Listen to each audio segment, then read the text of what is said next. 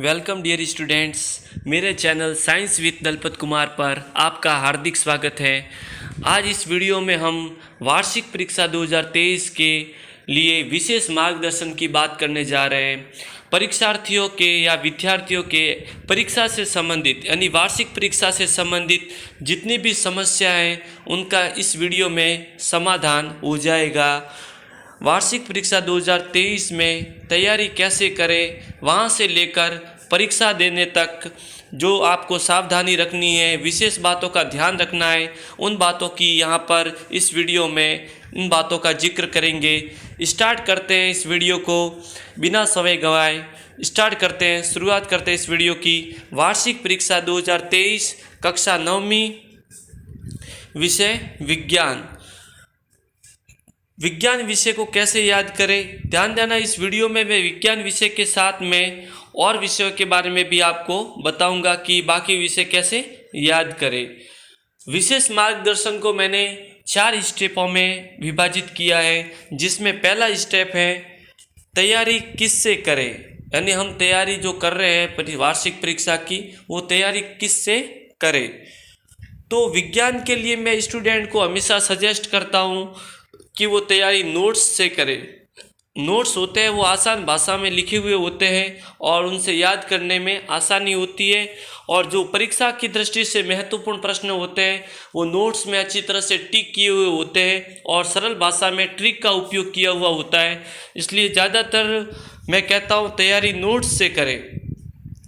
और यदि नोट्स नहीं हो तो सेकंड ऑप्शन आपके लिए हो जाता है पासबुक, जिसमें संजीव पासबुक का आप उपयोग कर सकते हैं। तीसरे नंबर पर किताब का प्रयोग ना करें। एनसीईआरटी किताबें हैं 9th क्लास में, और एनसीईआरटी किताबें इस ढंग से लिखी गई है कि पहले किसी उदाहरण को समझाया गया है, लास्ट में कंसेप्ट को बताया गया है, लास्ट में निष्कर्ष को निकाला गया है, और उसमें बहुत सारी ऐसी बातें दी गई है जो परीक्षा में नहीं पूछते। इसलिए किताब से पढ़ने पर ज़्यादातर कन्फ्यूजन होती है। इसलिए आप किताब का प्रयोग ना करें, या तो नोट्स से पढ़ें या फिर पासबुक से पढ़ें। फिर कुछ स्टूडेंट कहेंगे कि सर हमने तो किताब से याद किया है। तो पूरे वर्ष आपने जिससे भी तैयारी की है, यदि आपने किताब से तैयारी की है, पासबुक से तैयारी की है या नोट से तैयारी की है, जिससे भी आपने पूरे वर्ष तैयारी की है, आप उससे ही वार्षिक परीक्षा की तैयारी करें। यानी स्टेप फर्स्ट में आपके दिमाग में ये क्लियर हो गया कि तैयारी हमें किससे करनी है, नोट्स से, नोट्स नहीं मिले तो पासबुक से, और किताब का प्रयोग जहाँ तक संभव यदि आपने किताब से अब तक याद नहीं किया है तो किताब से याद ना करें, क्योंकि एनसीईआरटी किताब डिफ़िकल्ट तरीके से लिखी गई है जो आसानी से समझ में नहीं आती है। ठीक है, इसलिए और लास्ट नंबर पर मैंने आपको कहा है कि पूरे वर्ष आपने जिससे तैयारी की है आप उसी से तैयारी करें। ये हो गया स्टेप फर्स्ट। और स्टेप सेकंड में हम बात करते हैं तैयारी कैसे करें, तैयारी करने का क्या तरीका है। देखो, जो स्टूडेंट नोट से तैयारी करते हैं उनके लिए मेरा ये सजेस्ट किया हुआ तरीका है। अक्सर मेरिट स्टूडेंटों को मैं हमेशा बताता रहता हूँ ये तरीका, तैयारी कैसे करें। इसमें नंबर फर्स्ट मैंने लिखा है कि तैयारी यदि नोट से हम करते हैं तो इंडेक्स में सबसे पहले पार्ट का नाम लिखना है, उसके आगे उस पार्ट के जितने नंबर है वो नंबर लिखने हैं, फिर ये पार्ट जितने पेजों में लिखा गया है वो पेज लिखने हैं। अब मान लेते हैं यदि पहला पार्ट याद करना है, और पहला पार्ट यदि जितने पेजों में लिखा गया है तो हमें तैयारी करते समय ये कहना है कि यदि हमने इतने पेज याद किए तो इतने नंबर पक्के हैं। यानी तैयारी करते समय पहले से ही अपने आप को मैसेज दे देना है, जैसे कि पहला पार्ट है वो 25 पेजों में लिखा गया है और 5 अंक का पार्ट है, तो उस पार्ट को याद करते समय कहना है कि यदि 25 पेज मैंने अच्छी तरह से याद कर लिए तो ये 5 नंबर पक्के हैं। उसके बाद में उस पार्ट को पढ़ना स्टार्ट करना है। और जो तीसरा जो मैं आपको सूत्र बताने जा रहा हूँ तैयारी करने का, ब्रह्मास्त्र सूत्र, ये तैयारी करने का मुख्य सूत्र है। मैं अक्सर मेरिट स्टूडेंट को ये कहता हूँ तैयारी करने का जो ब्रह्मास्त्र वाला सूत्र है कि हम जो भी पाठ याद करते हैं, जिस भी विषय को याद करते हैं, उसमें कुछ पाठ होते हैं सरल, कुछ होते हैं मध्यम और कुछ पाठ होते हैं कठिन। हमें कैसे पता लगेगा कि कोई पाठ सरल है, कोई मध्यम है, कोई कठिन है? तो इसकी डेफिनेशन है, सबसे पहले मैं बात करता हूँ सरल पाठ की। तैयारी करते समय इस बात का विशेष ध्यान रखना है कि आपको सबसे पहले सरल पाठ याद करने हैं, फिर मध्यम पाठ याद करने हैं और सबसे लास्ट में कठिन पाठ याद करने हैं। तो आप कहोगे कि सर सरल पाठ कौन से, मध्यम कौन से और कठिन कौन से, हमें कैसे पता लगेगा? तो इसका सबसे सरल तरीका मैं आपको बता रहा हूँ। सरल पाठ किसे कहेंगे? जो पाठ हमें पहले से याद है वो हमारे लिए सरल है। ठीक है, जो पाठ पहले से याद है वो हमारे लिए क्या है? सरल है। दूसरी बात, जो पाठ हमें आसानी से समझ में आ गए वो भी हमारे लिए क्या है? सरल है। और जो अध्याय छोटे हैं, जो अध्याय काफ़ी छोटे हैं, यानी ऐसे अध्याय भी मिलेंगे आपको जो 2 पेज में पूरे हो जाते हैं, 3 पेज में पूरे हो जाते हैं, तो वो हमारे लिए क्या है? सरल है। और ऐसे अध्याय जो कम समय में याद हो वो भी हमारे लिए क्या है? सरल है। और जिस अध्याय को पढ़ने के लिए हमारा मन करता हो और वो भी अध्याय हमारे लिए क्या है? सरल है। इसलिए जो सरल पाठ है, कोई भी विषय आप पढ़ रहे हो, 6 विषय, 6 विषय में से कोई भी विषय आप पढ़ रहे हो, तो सबसे पहले आपको सरल पाठ याद करने हैं। सरल पाठ सर कौन से होंगे? उसकी डेफिनेशन मैंने बता दी।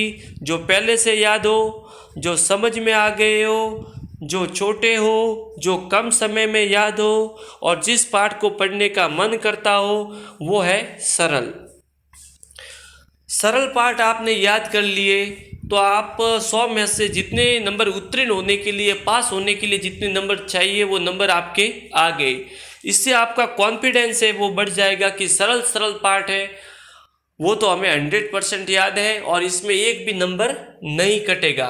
उसके बाद में जो दूसरे नंबर पर बात करते हैं, मध्यम पाठ। मध्यम पाठ, मध्यम पाठ कौन से पाठ होते हैं? जो हमें थोड़े तो याद होते हैं और थोड़े याद नहीं होते हैं। और सरल पाठ से या सरल पाठ की तुलना में याद करने में थोड़ा ज़्यादा टाइम लगे तो वो पाठ है मध्यम। और जिन पाठों को पढ़ने का थोड़ा कम मन करता हो वो पाठ होते हैं मध्यम। सबसे पहले सरल पाठ याद कर लिए, उसके बाद में मध्यम पाठ याद करने हैं और मध्यम पाठ याद कर लिए तो 70 से 80% बनने की पूरी संभावना है। सरल भी याद, मध्यम भी याद, तो 70 से 80% बनने की संभावना है। सबसे लास्ट वाले पाठ है जिनको कहते हैं कठिन। ठीक है, सबसे पहले सरल, कोई भी विषय पढ़ो आप, 6 की 6 विषय पढ़ो, सबसे पहले सरल पाठ याद करने हैं, फिर मीडियम याद करने हैं और फिर कठिन याद करने हैं। सर कठिन पाठ का मतलब? कठिन पाठ का मतलब होता है ऐसे पाठ जो आपको बिल्कुल भी याद नहीं है, वो आपके लिए क्या है? कठिन है। और पढ़ते समय जब सिर दर्द हो वो भी पाठ आपके लिए क्या है? कठिन है। और जब आप कठिन पाठ को पढ़ते हो तो बार बार उस जगह से उठने का मन करे तो वो भी पाठ आपके लिए क्या है? कठिन है। और जिन पाठों को टालने का मन करे, जैसे कि पाठ को पढ़ रहे हैं और पढ़ते समय मन में आए कि इसको कल पढ़ लेंगे, परसों पढ़ लेंगे, तो वो पाठ हमारे लिए क्या है? कठिन है। और जिन पाठों को पढ़ने का बिल्कुल मन ही नहीं करता है, ठीक है, जिसकी किताब एक तरफ या जो सब्जेक्ट को रखने का एक तरफ रखने का जो मन करे, वो हमारे लिए क्या है? कठिन है। ठीक है, उसके बाद में आपको क्या करना है? कठिन प्रश्न या कठिन प्रश्नोत्तर या कठिन पाठ आपको याद करने हैं। सबसे पहले सरल, फिर मध्यम, फिर कठिन।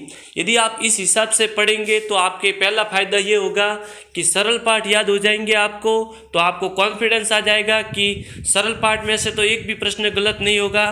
फिर आप मीडियम पर आओगे यानी मध्यम पर आओगे तो आपका कॉन्फिडेंस और बढ़ जाएगा। फिर कठिन वाले पाठों पर आओगे तो फिर आपको लगेगा कि हमने इतने पाठ याद कर लिए तो कठिन वाले पाठ भी आराम से याद कर सकते हैं। फिर आपके लिए कॉन्फिडेंस बना रहेगा और आपके एग्ज़ाम है वो बहुत अच्छे जाएंगे। स्टार्ट करते हैं आगे वाला पॉइंट। चौथा पॉइंट है कि सर कठिन पाठ होते हैं, वो कठिन पाठ आसानी से याद नहीं होते, मन भी नहीं करता, तो उनके लिए कोई याद करने का कोई तरीका? तो उसके लिए ध्यान देना, वही पाठ हमको कठिन लगते हैं जो हमें समझ में नहीं आते हैं, जो हमारे दिमाग में अच्छी तरह से बैठते नहीं हैं। उन कठिन पाठों को आसानी से याद करने का तरीका है, नंबर फर्स्ट तरीका मैं अक्सर स्टूडेंट को कहता हूँ कि आप जो पाठ आपको समझ में नहीं आया है, जो आपको कठिन लगता है, वो आप अपने स्कूल के अध्यापक से पूछें। यदि अध्यापक से पूछने में झिझक हो तो अपना जो सहपाठी को इंटेलिजेंट स्टूडेंट हो उनसे उस पाठ को समझे। ठीक है। यदि आपके पास अब इतना भी टाइम नहीं है कि आप अध्यापक से पूछे या सहपाठी से पूछे, क्लासमेट से पूछे, तो दूसरे नंबर पर आपके लिए रास्ता रह जाता है कि आप इम्पोर्टेंट प्रश्न उत्तर याद करें, यानी जो कठिन पाठ है उनके इम्पोर्टेंट प्रश्न उत्तर आप याद करें। और तीसरे नंबर पर कि सर अब इम्पोर्टेंट याद करने का भी टाइम नहीं है, सर हमने सरल भी याद कर लिया, मध्यम भी याद कर लिया, अब सर कठिन पाठ अब याद करने का मन नहीं है, इतना टाइम भी नहीं है, तो इन पाठों को आप छोड़ दो। यानी आप सरल, फिर मध्यम, फिर कठिन। सरल पाठ पढ़े तो आप पास हो जाओगे, मध्यम पढ़े तो 70 से 80% बढ़ जाएंगे, उसके बन जाएंगे। उसके बाद में यदि आपने कठिन भी पाठ याद कर लिया तो आपके 90% से ऊपर परसेंटेज बनेंगे। ठीक है। कई बार स्टूडेंट मुझसे पूछते हैं कि सर कि कौन से पाठ सरल है, आप सरल पाठ टिक करवाओ या मीडियम पाठ टिक करवाओ। ये देखो, ये टीचर कोई टिक नहीं करवा सकता। वास्तव में स्टूडेंट को पता होना चाहिए कि कौन से पाठ सरल मुझे लगते हैं, कौन से मध्यम लगते हैं और कौन से कठिन लगते हैं। जो स्टूडेंट पढ़ता है उसको खुद को पता होता है कि कौन से पाठ मेरे लिए सरल है, कौन से मीडियम है और कौन से कठिन है। ठीक है। यानी ये स्टूडेंट तय करेंगे कि कौन से पाठ सरल है, कौन से मीडियम है और कौन से कठिन है। और छठी बात, आगे वाली बात है कि जो हमारे स्वभाव से आज तक हम याद करते आए वैसे ही याद करना है। ठीक है। जैसे हमारे स्वभाव से, जैसे कि कोई बोलकर पढ़ता है, कोई लिख कर पढ़ता है, कोई चुपचाप पढ़ता है, हर किसी के पढ़ने का अलग अलग तरीका होता है। और आप आज तक जिस तरीके से पढ़ते आए हो उसी तरीके से याद करो, इससे आपको आसानी से याद होगा। यानी कि किसी दूसरे का तरीका है वो कॉपी ना करे, अपना तरीका रखे पढ़ने का। सर अपना तरीका कौन सा? जिस तरीके से आप आज तक पढ़ते आए हो। आगे बात करते हैं 7वें पॉइंट पर। देखो, इस वीडियो के अंत तक आप बने रहना ताकि आपको वार्षिक परीक्षा 2023 के लिए विशेष मार्गदर्शन मैं देने जा रहा हूँ। विशेष मार्गदर्शन का आपके ये फायदा मिलेगा कि आपके कम से कम 5%, ज़्यादा से ज़्यादा 10% इस मार्गदर्शन को अपनाने से आपके बढ़ जाएंगे और आपको वार्षिक परीक्षा 2023 में बहुत मदद मिलेगी। आगे बढ़ते हैं। 7वां पॉइंट है कि मैंने कहा आपको कि आप सरल पाठ पढ़ो, फिर मीडियम पढ़ो, फिर कठिन पढ़ो, ऐसे याद भी कर लिया। याद करने के बाद में अपने आप को ये कहना है कि जो मैंने याद किया है वो मुझे 100% फिक्स याद है। ठीक है। जो मैंने याद किया वो मुझे 100% फिक्स याद है। जैसे ही हम ये बोलते हैं तो हमारा ये मैसेज हमारे माइंड को जाता है और बार बार जब ये मैसेज माइंड को जाएगा तो माइंड भी हमको वो मैसेज वापस रिटर्न करेगा और वो कहेगा कि आपने जो याद किया है वो आपको सब याद है। इससे हमारा कॉन्फिडेंस है वो बढ़ जाएगा। ठीक है। कई बार ज़्यादातर स्टूडेंट को मैं पढ़ाता हूँ, मैं देखता हूँ वो स्टूडेंट ज़्यादातर कहते हैं, ये नेगेटिव वाक्य बोलते हैं। 8वें नंबर वाला पॉइंट समझा रहा हूँ कि नेगेटिव वाक्य बोलते हैं कि सर मुझे याद नहीं होता है, मैं भूल जाता हूँ, या मुझे याद नहीं है। ठीक है। मैं कितने भी कोशिश करूँ भूल जाता हूँ। ये नेगेटिव वाक्य आपको नहीं बोलने हैं, ये नेगेटिव वाक्य नहीं बोलने हैं।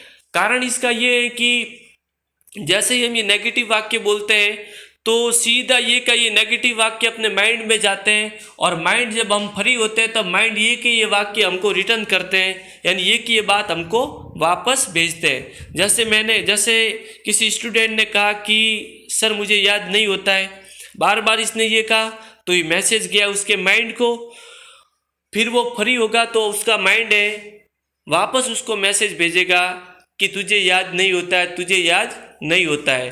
तो ये प्रॉब्लम हो जाएगी। इस प्रॉब्लम से बचने का सिर्फ एक ही तरीका है, कि अपनी बातों को बदल दो। सिर्फ आपको ये कहना है कि जो भी विषय मैंने याद किया है वो मुझे 100% फिक्स याद है। कोई भी नेगेटिव वाक्य आपको यूज नहीं करना है।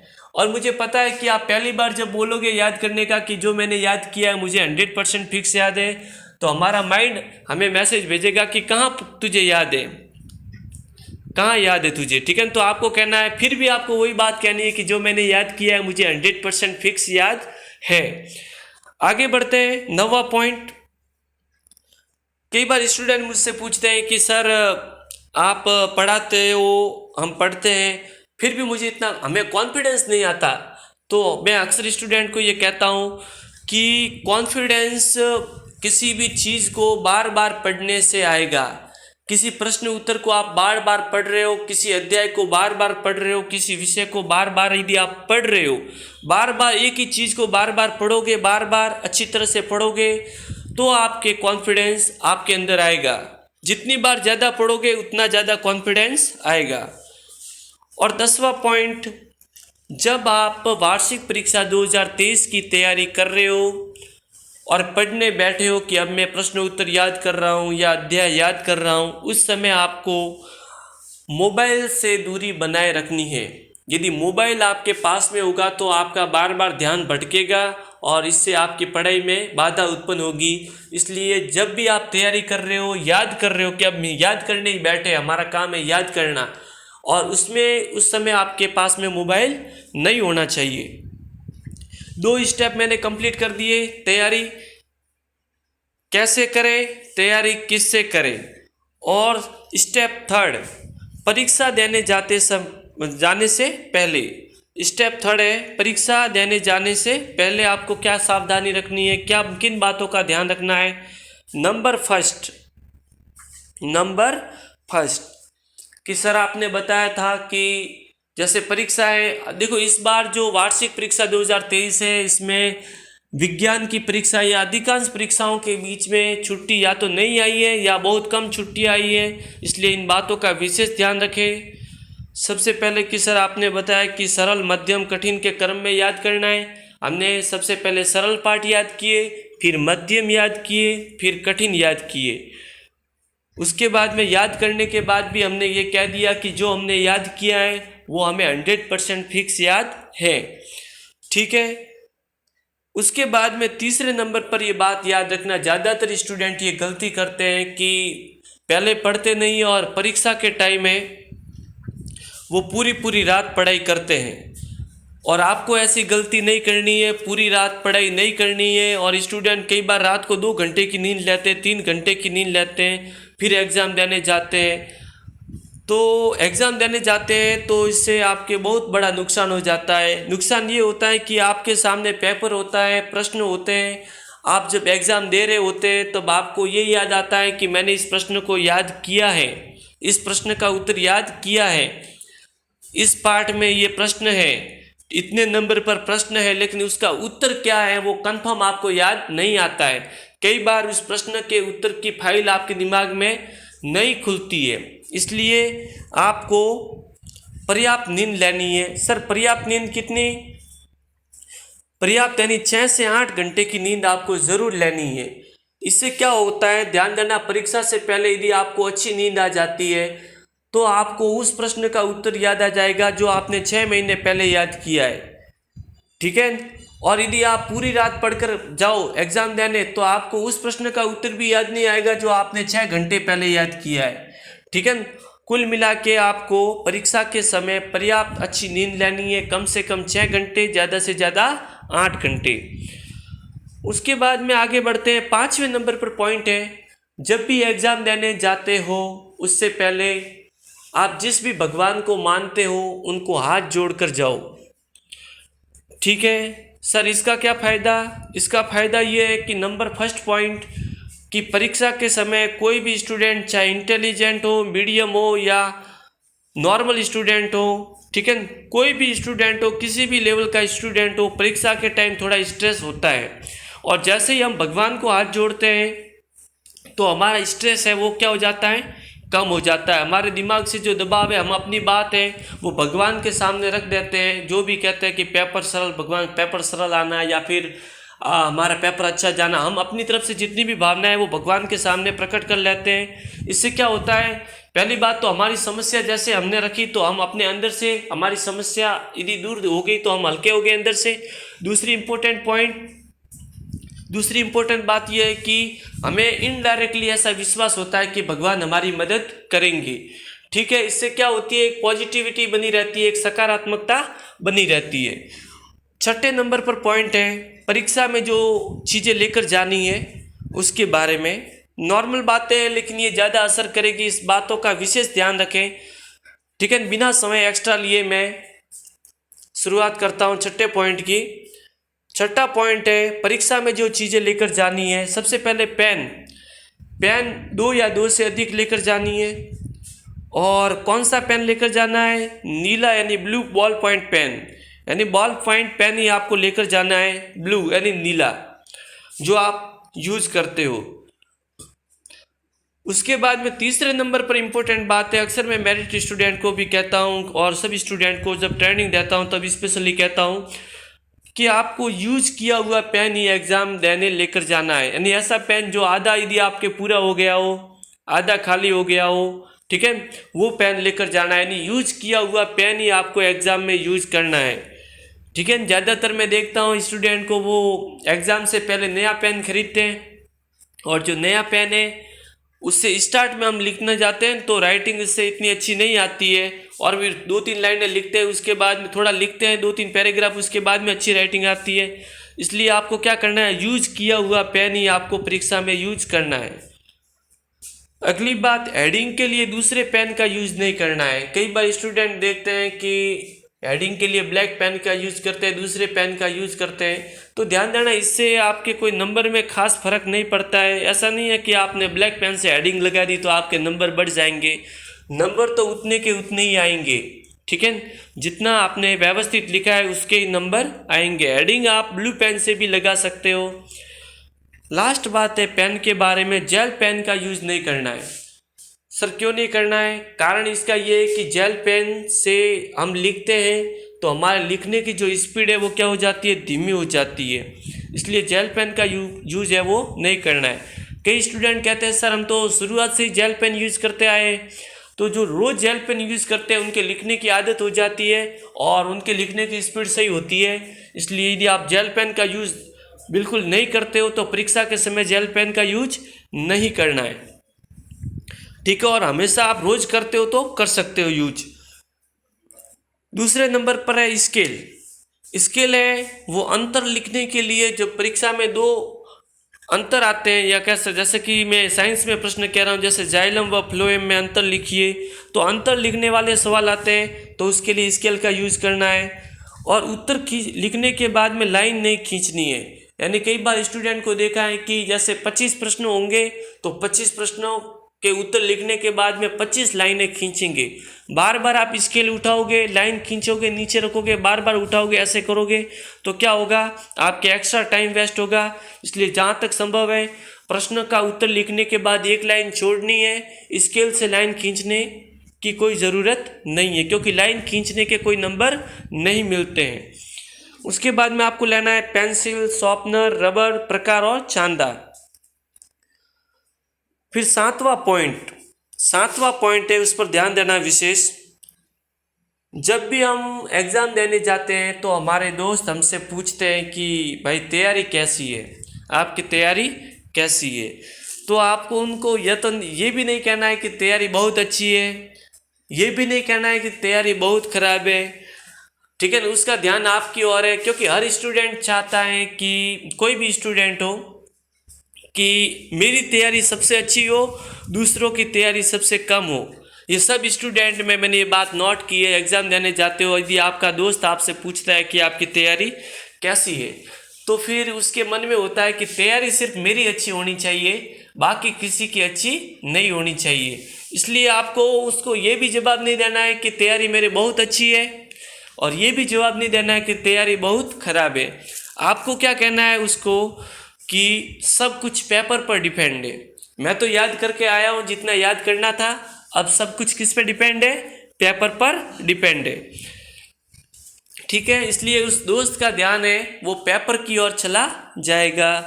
8वें नंबर पर पॉइंट है, परीक्षा से पहले आपको, जैसे कि परीक्षा देने गए, वहाँ पर दोस्त आपस में ग्रुप में खड़े हैं, तो आपको न तो किसी से प्रश्न पूछने और न किसी से प्रश्न सुनने हैं। सर ऐसा क्यों कहा आपने? क्योंकि जैसे ही हम किसी को प्रश्न पूछते हैं तो आगे वाले को लगता है कि ये तैयारी करके आया है, ठीक है, फिर वो हमें ऐसे 2-3 प्रश्न पूछता है जिसका उत्तर हमें नहीं आता है, तो हमारा कॉन्फिडेंस है वो डाउन हो जाता है। हमें ऐसा लगता है कि हम पूरा पढ़कर आए हैं, सब तैयारी करके आए हैं, उसके बावजूद इस प्रश्न का उत्तर मुझे नहीं आ रहा है, इसका मतलब हम थोड़ा डीमोटिवेट हो जाते हैं, हमारा कॉन्फिडेंस क्या हो जाता है, कम हो जाता है। इसलिए जो भी स्टूडेंट डिस्कस करते हैं परीक्षा से पहले प्रश्न उत्तरों की, आपको उनके पास में खड़े नहीं होना है। इसका बहुत बड़ा फ़ायदा मिलेगा। मैं मेरिट स्टूडेंट को जो ट्रेनिंग देता हूँ वो क्लास 9th में आज बता रहा हूँ। ठीक है, स्टार्ट करते हैं आगे वाला पॉइंट। 9वां पॉइंट है, नकल बिल्कुल नहीं करें। अपने मन में नकल का ख्याल नहीं लाए, नकल नहीं करनी है। 10वें नंबर पर पॉइंट है, उपवास या व्रत नहीं रखे। परीक्षा के समय उपवास या व्रत रखने से आपके परीक्षा रिजल्ट पर बुरा असर पड़ता है, क्योंकि आप लिखते समय हमारे शरीर का सबसे ज़्यादा जो ऊर्जा खर्च करता है वो अंग होता है अपना माइंड, वो सबसे ज़्यादा एनर्जी खर्च करता है। यदि माइंड सोचने का और बहुत सारा काम करता है, हम लिखते हैं, ठीक है, तो उस टाइम भूख और भी ज़्यादा लगती है, इसलिए उस टाइम उपवास नहीं रखना है। इससे हमारा ध्यान बार बार डाइवर्ट होता है, हम लिखने पर ध्यान देते हैं, हमारा माइंड बार बार हमें कहता है कि तुझे भूख लगी है, तुझे भूख लगी है, इसलिए हम लिखने पर व्यवस्थित तरीके से ध्यान नहीं दे पाते हैं। इसलिए एग्ज़ाम के टाइम में आपको व्रत या उपवास बिल्कुल नहीं रखना है। आगे बढ़ते हैं। 11वां पॉइंट है, परीक्षा समय या परीक्षा देने जाते समय या परीक्षा देते समय आपको अपने आप पर भरोसा बनाए रखना है। ठीक है, परीक्षा आप देने जा रहे हो, आपका पेपर, आपकी कॉपी, आपका कलम, ठीक है, और आपका आत्मविश्वास, आपकी तैयारी आपके साथ में आएगी, दूसरा कोई साथ में नहीं आएगा। दोस्तों के भरोसे एग्ज़ाम देने मत जाना कि वो मुझे बताएगा, या कोई वीक्षक के भरोसे कि वो मुझे बताएगा। क्यों? क्योंकि एग्ज़ाम के टाइम में ज़्यादातर ऐसी कंडीशन मैंने देखी है, स्टूडेंट पहले कहते हैं कि हम बताएंगे, फिर वो भी नहीं बताते, और विक्षक क्यों बताएं? उनका बताने की ड्यूटी थोड़ी है, उनके तो एग्ज़ाम दिलाने की ड्यूटी है। इसलिए इस बात का विशेष ध्यान रखें। आपको परीक्षा देते समय खुद पर विश्वास करना है, जो आपने उत्तर लिखा है वो 100% राइट है, आपको ये मानते हुए आपको प्रश्न का उत्तर लिखना है। अब लास्ट स्टेप में हम एंटर करते हैं, स्टेप 4, परीक्षा देते समय। परीक्षा देते समय सबसे पहले आप एग्ज़ाम हॉल में बैठोगे तो आपको कॉपी देंगे और यानी उत्तर पुस्तिका देंगे, उसके ऊपर आपको व्यवस्थित तरीके से एंट्री करनी है, जैसे कि रोल नंबर, विषय, दिनांक, वार, ठीक है, कक्षा, ये जो एंट्री, जितनी भी एंट्री होती है वो एंट्री आपको करनी है। कॉपी के ऊपर अपना नाम नहीं लिखना है, ठीक है। पेपर पर एंट्री कर ली, उसके बाद में घंटी बजती है और आपको पेपर देते हैं। सबसे पहला काम होगा आपको उस पेपर पर रोल नंबर लिखने, अनुक्रमांक, यानी उस पेपर पर क्या लिखना है, रोल नंबर। रोल नंबर लिखने के बाद में एक बात का विशेष ध्यान रखना, जो मैं प्रत्येक स्टूडेंट को प्रत्येक सब्जेक्ट में ये अपनाने के लिए कहता हूँ, जो मैं ये ट्रेनिंग दे रहा हूँ आपको, ये ट्रेनिंग प्रत्येक सब्जेक्ट के लिए काम में आएगी, ठीक है। विज्ञान मैंने इसलिए लिखा है क्योंकि मैं विज्ञान का वरिष्ठ अध्यापक हूँ और सामान्य विज्ञान विशेषज्ञ हूँ, इसलिए मैंने लिखा है, ठीक है। पेपर को पूरा एक साथ नहीं देखें, ये सबसे इम्पोर्टेंट पॉइंट है, इस बात पर विशेष ध्यान देना। सबसे पहले क्या करना है आपको, जैसे कि पेपर है, पेपर के ऊपर आप प्रवेश पत्र रख सकते हो, कॉपी रख सकते हो, फिर आपको नंबर 1 प्रश्न देखना है, नंबर 1 प्रश्न का उत्तर आता है तो लिखना है, फिर नंबर 2 प्रश्न देखना है, नंबर 3 प्रश्न देखना है, नंबर 4 प्रश्न देखना है। परीक्षा दोगे, ठीक है, तो आपको 3 प्रकार के प्रश्नों का सामना करना पड़ेगा। पहले प्रकार के वो प्रश्न जो आपको 100% आते हैं, दूसरे प्रकार के वे प्रश्न जो आपको थोड़े आते हैं, थोड़े नहीं आते हैं, और तीसरे प्रकार के वो प्रश्न जो आपको बिल्कुल नहीं आते हैं। इसलिए ध्यान देना, जब आप एक एक करके प्रश्न उत्तर देखते जा रहे हो तो आपको पहले प्रश्न वो करने हैं जो आपको 100% राइट आते हैं। सर 100% का मतलब 100% जो बिल्कुल गलत नहीं होंगे, यानी 100% राइट होंगे, वो प्रश्नों के उत्तर आपको पहले लिखने हैं। ठीक है, फिर आप एक एक करके प्रश्न उत्तर प्रश्न देखते जाओगे तो आपको कुछ बीच में ऐसे भी प्रश्न मिलेंगे जिसके उत्तर आपको थोड़े आते हैं थोड़े नहीं आते हैं। ठीक है, 100% करने के बाद में आपको थोड़े आते हैं थोड़े नहीं आते हैं, वो प्रश्न उत्तर हल करने हैं। और कुछ प्रश्न ऐसे मिलेंगे जिनके उत्तर बिल्कुल नहीं आते, उनके उत्तर सबसे बाद में आपको लिखने हैं।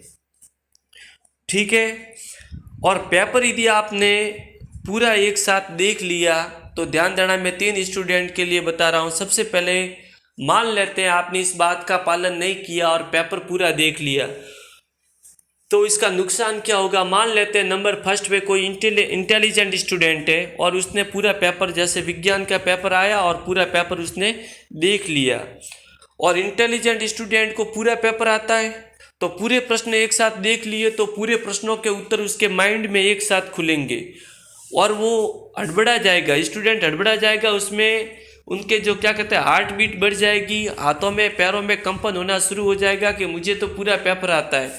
फिर वो क्या करता है कि जैसे ही वो लिखने जाएगा तो उसके राइटिंग है, हैंड राइटिंग खराब आएगी, और पहले प्रश्न का उत्तर लिखेगा तो दूसरे प्रश्न का याद आएगा, दूसरे का लिखेगा तो तीसरे का याद आएगा। कई बार उत्तर लिखने के बाद में काटेगा, वापस सही करेगा, यानी उसके हड़बड़ाहट के कारण जितने नंबर पूरे में से पूरे नंबर आने की संभावना थी तो वो नंबर क्या हो जाते हैं, कट जाते हैं।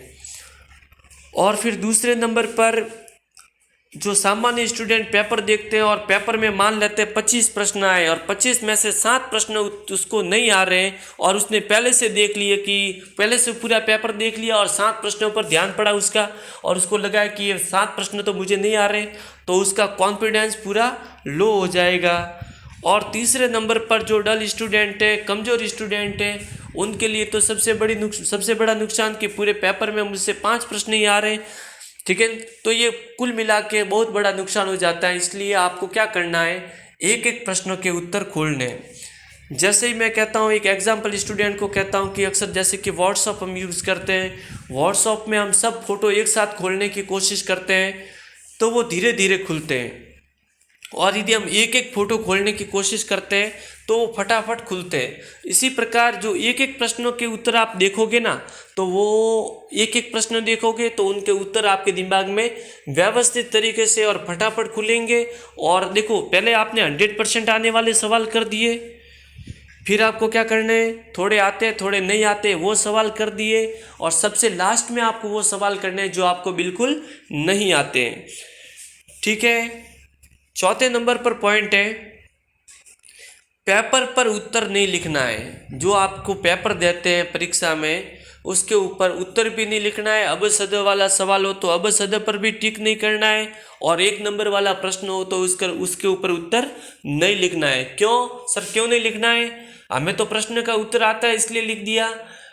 आपको ऐसा नहीं करना है। क्यों? क्योंकि आप पेपर के ऊपर यदि उत्तर लिखते हो तो वो नकल में गिना जाएगा। ठीक है, भले ही आपने नकल नहीं की है लेकिन फिर भी वो नकल में गिना जाएगा, इसलिए पेपर के ऊपर उत्तर नहीं लिखना है। 5वें नंबर पर पॉइंट आपको याद रखना है कि उत्तर पुस्तिका में प्रश्न नहीं लिखना है। जो आपको कॉपी मिलती है परीक्षा की उत्तर लिखने की, उसमें आपको प्रश्न नहीं लिखना है, क्योंकि आप 25 प्रश्न उसके अंदर लिखोगे तो आधा घंटा टाइम वेस्ट होगा और प्रश्न लिखने के आपके एक भी नंबर आपको नहीं मिलेंगे। इसलिए प्रश्न लिखकर अपना समय खराब न करें, क्योंकि प्रश्न लिखने का एक भी नंबर नहीं मिलेगा। छठा पॉइंट है, ये मैंने आपको पहले से समझा दिया है। सबसे पहले जो आपको 100% सही आते हैं उत्तर वो लिखने हैं, फिर थोड़े उत्तर याद है थोड़े नहीं याद है वो लिखने हैं, और सबसे लास्ट में आपको उन प्रश्नों के उत्तर लिखने हैं जो आपको बिल्कुल याद नहीं है। सर ऐसा करने से आपकी कॉपी है वो एकदम व्यवस्थित तरीके से उसमें उत्तर लिखोगे। पहले आपके 100% आने वाले, फिर थोड़े आते थोड़े नहीं आते वो, फिर बिल्कुल नहीं आते हैं वो। इससे आपकी हैंड राइटिंग भी अच्छी आएगी, आप उत्तर भी अच्छी तरह से लिखोगे। और यदि आपकी कॉपी जो सर चेक करेंगे उनके ऊपर भी आपका अच्छा इंप्रेशन पड़ेगा। आपने सुना होगा कि first impression your last impression, और इसके आपके कॉपी के अंदर इससे काट साट भी नहीं होगी। इसलिए आपको इस नियमों का पालन करना है, आपके शानदार नंबर आएंगे। 7वें नंबर पर पॉइंट है अथवा वाले प्रश्न आते हैं, उसमें या तो ऊपर वाले सभी प्रश्न करने या नीचे वाले सभी प्रश्न करने। जैसे 25वां प्रश्न अथवा वाला है, अथवा में 2 प्रश्न तो ऊपर दिए हुए और 2 प्रश्न अथवा के नीचे दिए हुए, तो इसमें या तो आपको ऊपर वाले 2 करने या नीचे वाले 2 करने। और ये मैंने आपको पहले से बता दिया कि 2 प्रश्नों के उत्तरों के बीच में 1 लाइन की जगह है वो आपको ज़रूर रखनी है, ठीक है। और 9वां पॉइंट, ये हमेशा मैं कहता हूँ इसमें आप कि जब भी परीक्षा का समय हो या परीक्षा देने जाते हो या परीक्षा आप देते हो, उस समय अपने माइंड को आपको डिस्टर्ब नहीं करना है। और ध्यान देना, जिस दिन परीक्षा हो उसके पहले दिन अपने घर वालों को भी कहना है कि मेरे परीक्षा है, परीक्षा की तैयारी कर रहा हूँ, मुझे कोई डांटना मत, ठीक है, और मुझे कोई परेशान मत करना, इससे मेरा माइंड डिस्टर्ब हो जाएगा और एग्ज़ाम खराब जाएगा। इससे अच्छा है कि घर वालों को पहले से कहना है कि मुझे डिस्टर्ब नहीं करना है, ठीक है ना। आपने कह दिया ऐसा, आपके घर वालों ने कोई डिस्टर्ब नहीं किया, तो आपका माइंड एकदम व्यवस्थित होगा और आप व्यवस्थित तरीके से उत्तर लिख पाओगे। फिर आप गए एग्ज़ाम देने गए तो बाहर जो दोस्त हैं, दोस्त से ना कोई बातचीत नहीं करनी है पेपर के बारे में, ठीक है, कैसा आएगा कैसा नहीं आएगा, याद है कि नहीं है, कोई बात नहीं करनी है, ठीक है। क्योंकि आपने यदि बात कर ली और ये प्रश्न वाली आपने बात छेड़ दी तो इससे आपका माइंड डिस्टर्ब हो जाएगा।